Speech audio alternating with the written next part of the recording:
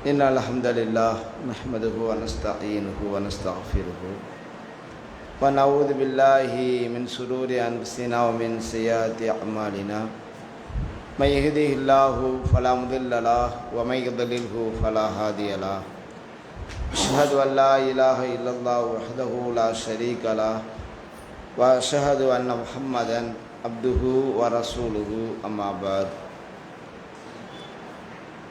அளவற்ற அருளாளனும் நிகரில்லா பிரான்மை மிக்கவனுமான ஏக இறைவனின் திருப்பெயரால் ஆரம்பம் செய்கின்றேன். அன்புக்குரிய அல்லாஹுவின் நல்லடியார்களே, புனிதமிக்க ரமலான் மாதத்திலே லொஹர் தொழுகையை நிறைவேற்றிவிட்டு மார்க்கம் சொல்லக்கூடிய சில முக்கியமான அறிவுரைகளை அறிந்து கொள்வதற்காக நாம் எல்லாம் இங்கே அமர்ந்திருக்கின்றோம். அன்புக்குரிய அல்லாஹுவின் நல்லடியார்களே, ரமலான் மாதம் முழுவதும் இந்த சொற்பொழிவு லொஹர் தொழுகைக்கு பிறகு தொடராக நடத்தப்பட இருக்கின்றது. 2-3 பேச்சாளர்களை வைத்து இந்த தொடர் சொற்பொழிவு நிகழ்த்தப்பட இருக்கின்றது. இதிலே எனக்கு வழங்கப்பட்டிருக்கக்கூடிய தலைப்பு திருக்குர்ஆனுடைய விரிவுரை.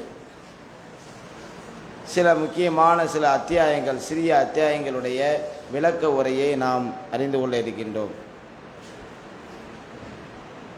குர்ஆனுடைய விரிவுரையை, விளக்க உரையை அறிந்து கொள்வதனுடைய முக்கியத்துவத்தை முதலில் நாம் தெரிந்து கொள்ள வேண்டும். திருக்குர்ஆனை பொறுத்தவரை இறைவன் அரபி மொழியில் அருளியிருக்கின்றான். ஏன் இறைவன் அரபு மொழியை தேர்வு செய்தான் என்று நாம் பார்க்கக்கூடிய நேரத்தில் மற்ற மொழிகளுக்கு இல்லாத சிறப்பு அரபு மொழிக்கு உண்டா என்றால் அப்படியெல்லாம் கிடையாது. மற்ற மொழிகள் எப்படியோ அதுபோன்றுதான் அரபி மொழியும். அப்போ அரபு மொழி இறைவன் தேர்வு செய்திருப்பது நபிகளார் இறுதி தூதராக அனுப்பப்பட்ட முஹம்மது நபி ஸல்லல்லாஹு அலைஹி வஸல்லம் அவர்களுடைய தாய்மொழி அரபி.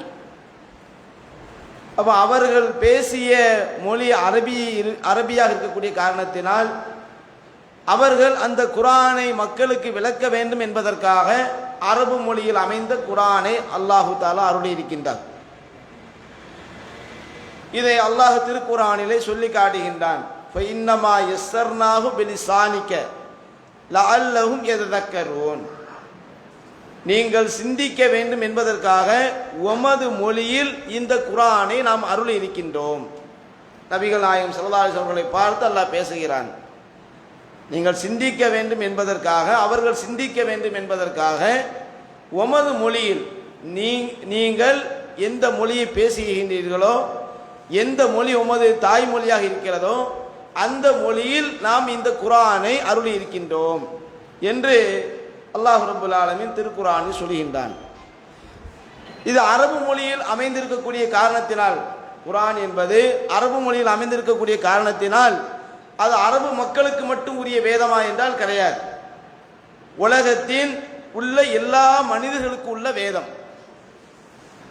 இறுதி நாள் வரை இருக்கக்கூடிய அனைத்து மக்களுக்கு உரிய வேதம் தான் திருக்குர்ஆன். இதை நாம் இரண்டாவதாக புரிந்து கொள்ள வேண்டும். ஏனென்றால் அல்லாஹ்வுடைய தூதர் ஸல்லல்லாஹு அலைஹி வஸல்லம் அவர்கள் குறிப்பிடுகின்றார்கள், ஒவ்வொரு இறை தூதருக்கும் சில அற்புதங்கள் வழங்கப்பட்டன. அவர்கள் இறை தூதர்கள் என்பதை நிரூபிப்பதற்காக, மக்கள் அவரை இறை தூதர் என்பதை ஏற்றுக்கொள்ள வேண்டும் என்பதற்காக அற்புதங்கள் வழங்கப்பட்டது. ஒவ்வொரு இறை தூதர்களுக்கு அற்புதங்கள் கொடுக்கப்பட்டது. மூசா அலைஹிஸ்ஸலாம் அவர்களுக்கு அவர்கள் வைத்திருக்கக்கூடிய அந்த கம்பை தரையில் போட்டால் அல்லாஹ்வை நாட்டப்படி அது பாம்பாக மாறியது. அதே போன்று அவர்கள் தன்னுடைய வலது கையை சட்டைப்பையில் நுழைத்துவிட்டு வெளியே எடுத்தால் கை அப்படி பிரகாசிக்கக்கூடிய ஒரு நிலையில அப்படிப்பட்ட ஒரு அற்புதத்தை நபி மூசா அலைஹிஸ்ஸலாம் அவர்களுக்கு அல்லாஹ் வழங்கினான். அதே போன்று ஒவ்வொரு இறை தூதருக்கும் ஈசா அலைஹிஸ்ஸலாம் அவர்களை எடுத்துக்கொள்ளுங்கள், பிறவி குருடரையும் வெண்குஷ்டத்தையும் போக்கக்கூடிய அளவுக்கு ஒரு அற்புதத்தை நபி ஈசா அலைஹிஸ்ஸலாம் அவர்களுக்கு அல்லாஹ் வழங்கினான். இப்படி ஒவ்வொரு இறை தூதர்களுக்கும் பலவிதமான அற்புதங்கள் வழங்கப்பட்டது. அல்லாஹ்வுடைய தூதர் சொல்கின்றார்கள், எனக்கு வழங்கப்பட்டிருக்கக்கூடிய அற்புதம் இந்த திருக்குர்ஆன் தான் என்று அல்லாஹ்வுடைய தூதர் குறிப்பிடுகின்றார்கள். ஒவ்வொரு இறை தூதர்களுக்கு அற்புதங்கள் கொடுக்கப்பட்டது. எனக்கு வழங்கப்பட்ட அற்புதம் திருக்குர்ஆன். அப்ப திருக்குர்ஆன் மாத்திரம் அற்புதம் என்றால் நிறைய அற்புதங்கள் அல்லாஹ்வுடைய தூதருக்கு வழங்கப்பட்டது. இந்த திருக்குர்ஆன் என்ற அற்புதம் என்பது வாழும் அற்புதம், இறுதி நாள் வரை வாழக்கூடிய அற்புதமாக. அது இஸ்லாம் தான் உண்மையான மார்க்கம், முஹம்மது நபி ஸல்லல்லாஹு அலைஹி வஸல்லம் அவர்கள் தான் அல்லாஹ்வினுடைய தூதர் என்பதை, திருக்குர்ஆன் என்பது இறைவனுடைய வேதம் என்பதை நிரூபிக்கக்கூடிய வகையில் வாழும் அற்புதமாக இந்த குர்ஆன் நபிகளாருக்கு வழங்கப்பட்டது என்று அல்லாஹ்வுடைய தூதர் சொல்கின்றார்கள். அப்ப இறுதி நாள் வரை வர இருக்கக்கூடிய அனைத்து மனிதர்களுக்குரிய வேதம் என்பதை இந்த செய்தியின் வாயிலாக நபி அவர்கள் சொல்வதை பார்க்கின்றோம். அப்ப குர்ஆன் என்பது அரபு மொழியில் அமைந்த வேதமாக இருந்தாலும் அது அரபு மக்களுக்கு மட்டும் உரிய வேதம் கிடையாது. உலகத்தில் வாழக்கூடிய அனைத்து மனிதர்களுக்கும், அவர்கள் முஸ்லிம்களாக இருந்தாலும் சரி, முஸ்லிம் அல்லாதவர்களாக இருந்தாலும் சரி, அதே போன்று இறுதி நாள் வரை வர இருக்கக்கூடிய அனைத்து மனிதர்களுக்குரிய வேதம் என்று அல்லாஹ்வுடைய தூதர் சொல்லக்கூடிய இந்த செய்தியின் வாயிலாக நாம் அறிந்து கொள்கின்றோம். அதே போன்று அல்லாஹ்வும் திருக்குர்ஆன் அப்படித்தான் சொல்கின்றான், ஹுதல் லின்னாஸ் என்று சொல்கின்றான். ஹுதல் லின்னாஸ் என்றால் மனித குலத்திற்கு இது நேர்வழி காட்டி என்று அல்லாஹ் ரப்பல் ஆலமீன் குர்ஆனை பற்றி சொல்கின்றான். சரி, அடுத்து குர்ஆன் அரபு மொழியில் இருக்கிறது. இப்ப நாம அரபு மொழி தெரியாதவர்கள் குர்ஆனை எடுத்து ஓதுகிறார்கள். ஆனால் அதனுடைய அர்த்தத்தை நம்ம புரிந்து கொள்ள முடியாது. ஏன்னா அரபு மொழியில் இருந்தால் தான் நம்ம அதனுடைய அர்த்தத்தை புரிந்து கொள்ள முடியும். நம்ம குர்ஆனை ஓதுகிறோம், ஓதுவதற்கு நன்மை உண்டு. நாம பொருள் புரியாமல், பொருள் தெரியாமல் அந்த குர்ஆனை ஓதினாலும் அதற்கு இறைவன் நன்மைகளை வழங்குகிறான். இருந்தாலும் நாம அந்த பொருளை உணரக்கூடிய நேரத்தில் நம்முடைய வாழ்க்கையில நமக்கு இறையச்சத்தை அது அதிகப்படுத்தும், நம்முடைய ஈமானை அது அதிகப்படுத்தும். இன்னும் பலவிதமான மாற்றங்களை நம்முடைய வாழ்க்கையில அந்த திருக்குர்ஆன் ஏற்படுத்தும். இப்ப குர்ஆனை பொருள் தெரியாமல் நம்ம ஓதுகின்ற பொழுது அதற்கு இறைவன் நன்மைகளை வழங்கினாலும் பொருளை உணரக்கூடிய நேரத்தில் திருக்குர்ஆன் என்ன செய்திகளை சொல்கிறது, என்னென்ன விளக்கங்களை தருகிறது, என்னென்ன கருத்துக்களை சொல்கிறது என்பதை பொருள் தெரியக்கூடிய நேரத்தில் அது நம்முடைய வாழ்க்கையில் மாற்றத்தை ஏற்படுத்தும், நம்முடைய ஈமானை அதிகரிக்க செய்யும், நம்முடைய இறையச்சத்தை அதிகரிக்க செய்யும். அல்லாஹ் ரப்பல் ஆலமீன் அப்படிதான் குர்ஆனை பற்றி சொல்கின்றான். குர்ஆனை பற்றி அல்லாஹ் சொல்கின்ற பொழுது வைதா துலியத் அலைஹிம் ஆயாத்துஹு ஸாதத்துஹும் ஈமானா, இறை நம்பிக்கையாளர்களிடத்திலே அவனுடைய அந்த வேத வசனங்கள், திருக்குர்ஆனுடைய வசனங்கள் அவர்களிடத்தில் ஓதி காட்டப்பட்டால் ஸாதத்துஹும் ஈமானா, அது அவர்களுடைய ஈமானை, இறை நம்பிக்கையை அதிகரிக்க செய்யும். குர்ஆனுடைய வசனங்கள் இறை நம்பிக்கையாளர்களிடத்தில் ஓதி காட்டப்பட்டால் அவர்களுடைய ஈமானை அது அதிகப்படுத்தும், இறை நம்பிக்கை அதிகப்படுத்தும் என்று அல்லாஹ் சொல்கின்றான். அப்ப எப்பொழுது நம்முடைய இறை நம்பிக்கை அதிகமாகும்? குர்ஆனை பொருள் உணர்ந்து படிக்கக்கூடிய நேரத்தில் தான்.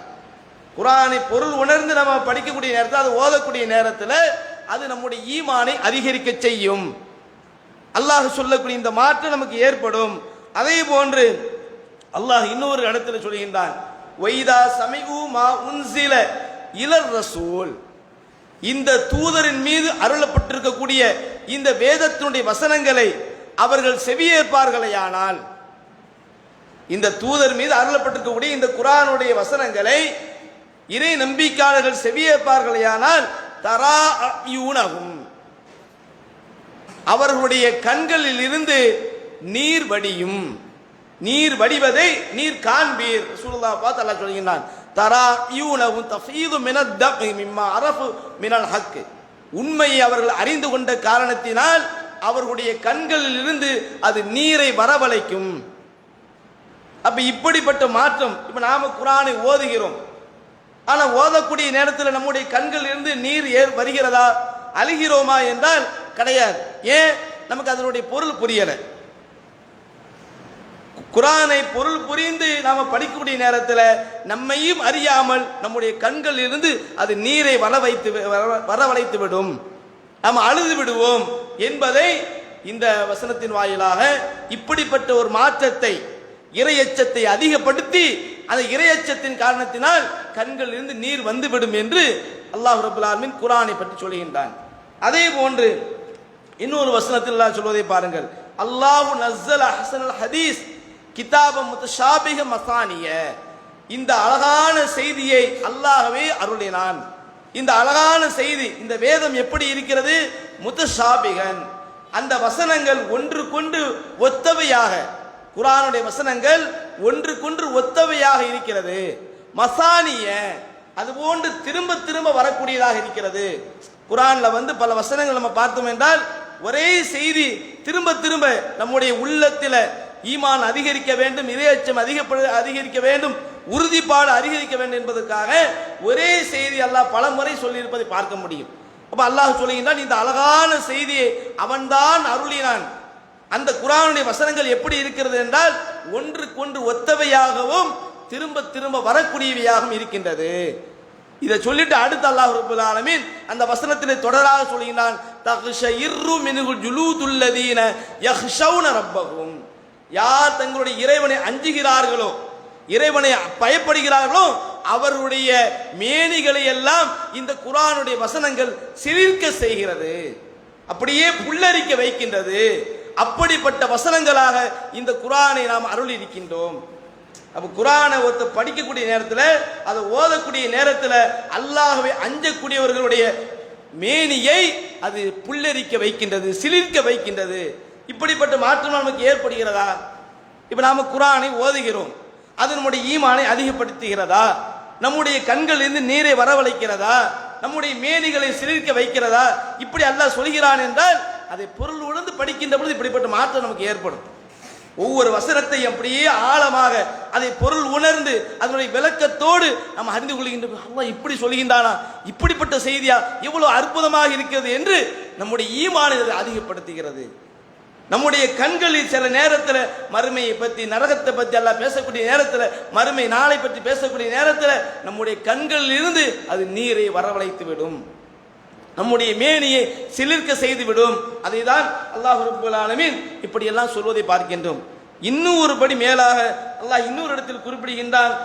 59வது அத்தியாயத்தில் அல்லாஹ் சொல்கின்றான், 21வது வசனம், லவ் அன்ஸல்னா ஹாதல் குர்ஆன் அலா ஜபலின்.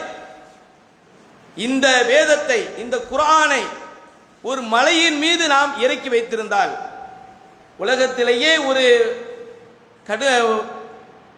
சக்தி மிக்க ஒரு வலிமையான ஒரு படைப்பாக இருப்பது மலைகள்.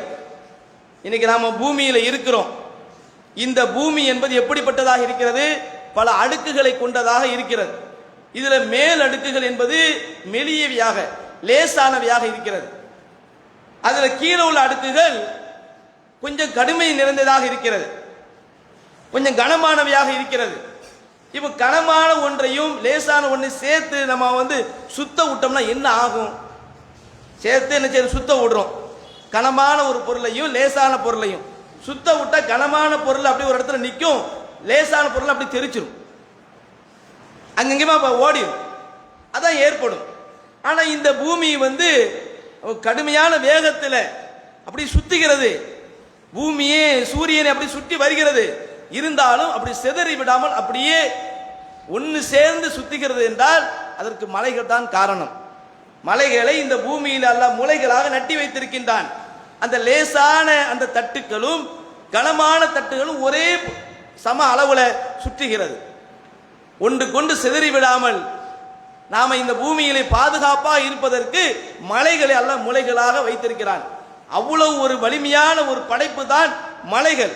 அல்லாஹ் சொல்லுகின்றான், இந்த குர்ஆனை வலிமையான பிரம்மாண்டமான படைப்பா இருக்கக்கூடிய மலையின் மீது நாம் இதை இறக்கி வைத்திருந்தால் லரஐதஹு, நபியே நீர் பார்த்திருப்பீர்கள், ஹாஷியம் முத்தசத்தியம் மின் ஹஷியத்தில்லாஹ், அல்லாஹ்வுடைய அச்சத்தின் காரணத்தினால் அந்த மலைகள் எல்லாம் அப்படியே வெடித்து பிளந்து விடுவதற்கு முற்படுவதை நீர் காண்பீர்.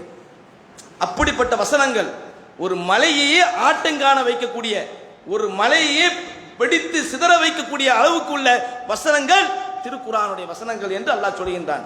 அப்ப அவ்வளவு பெரிய ஒரு மாற்றத்தை ஏற்படுத்தக்கூடிய வேதம் என்று திருக்குர்ஆனை பற்றி அல்லாஹ் பேசுவதை பார்க்கின்றோம். அப்ப நம்ம வாழ்க்கையில அந்த குர்ஆனை நாம் அன்றாடம் ஓதுகிறோம். ஆனால் இப்படிப்பட்ட மாற்றம் நமக்கு ஏற்படுகிறது ஏதோ ஒரு மந்திர வார்த்தையாக தான் குர்ஆனை நம்ம பார்க்கின்றோம். அப்போ குர்ஆனை நம்ம பொருள் உணர்ந்து படிக்கக்கூடிய நேரத்தில் இப்படிப்பட்ட மாற்றம் எல்லாம் நமக்கு ஏற்படும் என்பதை இந்த வசனங்களின் வாயிலாக அல்லாஹ் சொல்வதை பார்க்கின்றோம். அதனால தான் அல்லாஹ் ரப்பல் ஆலமீன் குர்ஆனை சிந்திப்பதற்கு கட்டளையிடுகின்றான். குர்ஆன்ல பல இடத்துல குர்ஆனை சிந்தித்து பாருங்கள், இது சிந்திப்பதற்கான வேதம். பொருள் உணர்ந்து படிக்கின்ற பொழுதுதான் நம்ம சிந்திப்போம். அல்லாஹ் அப்படியே கட்டளையிட்டான், நீங்கள் பொருள் உணர்ந்து படியுங்கள், சிந்தியுங்கள். அஃபலா யததப்பரூனல் குர்ஆன், இந்த குர்ஆனை அவர்கள் சிந்திக்க வேண்டாமா? அல்லாஹ் கேட்கின்றான், இந்த குர்ஆனை அவர்கள் சிந்திக்க வேண்டாமா? அம் அலா குலூபின் அக்ஃபாலுஹா, அவர்களுடைய உள்ளத்தின் மீது, அவர்களுடைய உள்ளங்களின் மீது பூட்டுக்கள் போடப்பட்டிருக்கின்றனவா? அப்ப அல்லாஹ் இப்படி கேட்பதை பார்க்கின்றோம். இந்த குர்ஆனை அவர்கள் சிந்திக்க வேண்டாமா? அவர்களுடைய உள்ளங்களின் மீது பூட்டுக்கள் போடப்பட்டிருக்கின்றனவா? அதே போன்று அர் ரஹ்மானின் அடியார்கள் என்று அல்லாஹ் ஒரு இடத்துல சொல்கின்றான். அர் ரஹ்மான், ரஹ்மானுடைய அடியார்கள், அவருடைய பண்புகள் எப்படி இருக்கும் என்று அல்லாஹ் சொல்லும் பொழுது பல பண்புகளை சொல்கிறான். அதிலே ஒரு பண்பை சொல்கிறான், வல்லதீன இதா துக்கிரு பி ஆயாத்தி ரப்பிஹிம், அவர்கள் அவனுடைய வேத வசனங்கள், அல்லாஹ்வினுடைய வேத வசனங்கள் அவர்களிடத்திலே ஓதி காட்டப்பட்டால், அவர்களிடத்திலே நினைவூட்டப்பட்டால், லம் யஹிர்ரு அலைஹா சும்மா உம்மியானா, அந்த வசனங்களின் மீது அவர்கள் குருட்டுத்தனமாகவோ செவிட்டுத்தனமாகவோ விழமாட்டார்கள். அப்படி சிந்திச்சு பார்ப்பாங்க. குர்ஆனுடைய வசனங்கள் அவர்களிடத்திலே சொல்லப்பட்டால், அறிவுறுத்தப்பட்டால், அந்த வசனங்கள் மீது அவர்கள் குருட்டுத்தனமாகவோ செவிட்டுத்தனமாக விழமாட்டார்கள். அந்த குர்ஆனை அவர்கள் சிந்தித்து பார்ப்பார்கள். சிந்திக்க வேண்டும் என்று அல்லாஹ் சொல்கின்றான். அப்போ பொருள் உணர்ந்து படித்த அந்த குர்ஆனை சிந்திக்க வேண்டும். அப்படி சிந்திக்கின்ற பொழுது அது பெரிய அளவு நமக்கு மாற்றத்தை ஏற்படுத்தும் என்பதை அல்லாஹ் சொல்வதை பார்க்கின்றோம்.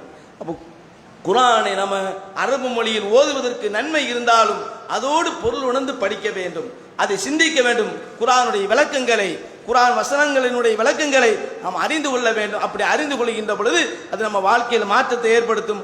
அதற்காக தான் இந்த தலைப்பு குர்ஆனுடைய விளக்க உரை என்பதை தேர்வு செய்திருப்பதை, குர்ஆனை நம்ம பொருள் உணர்ந்து படித்து அதை சிந்தித்து அதன்படி நாம் நம்முடைய வாழ்க்கையில மாற்றத்தை ஏற்படக்கூடிய வகையில் நம்முடைய வாழ்க்கை அமைய வேண்டும், நாளை மறுமையில் வெற்றி அடைய வேண்டும் என்ற ஒரு நோக்கத்தில் தான் இந்த தலைப்பு தேர்வு செய்யப்பட்டிருக்கிறது.